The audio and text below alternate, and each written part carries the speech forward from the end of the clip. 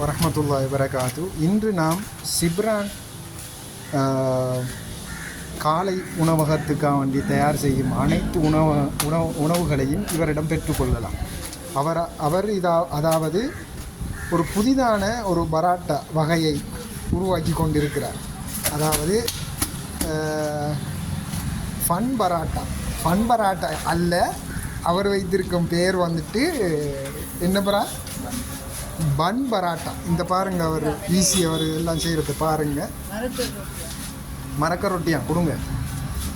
இதோ பாருங்கள், சுட காலை உணவகத்துக்காக வேண்டி பன் பராட்டா.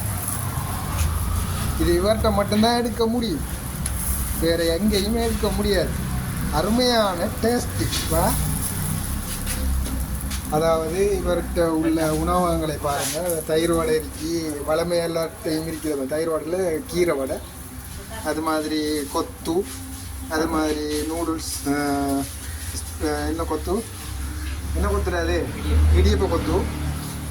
அடுத்தது கறி வகைகள் 3 கறி வகை வச்சிருக்காரு. தரமாகவும் சுகாதார முறை பேணி அவர் இந்த ஒன்று வச்சிருக்காரு.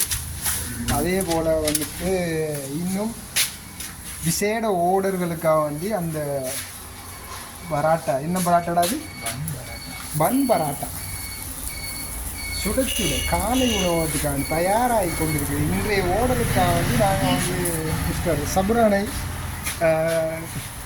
நீங்கள் சொல்லுங்களேன் சார். இப்போ சொல்லுங்கள்.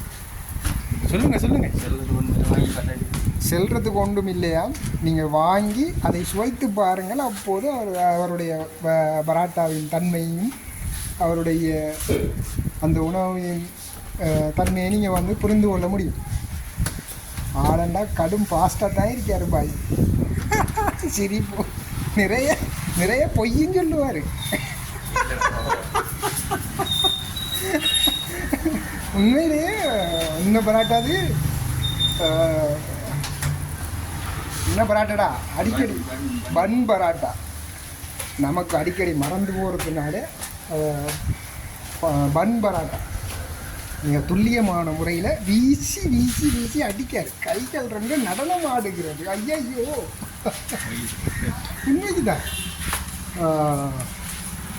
சரியா சகோதரரே? ரைட், இறக்கிட்டு டக்குன்னு அடிங்க பார்ப்போம். சுட வீசுறத பாருங்கள். துல்லியமாக வீசி கொண்டிருக்கிறேன். ஒரு சிறிய ஒரு இடத்துல இந்த வேகத்தில் பன் பராட்டா.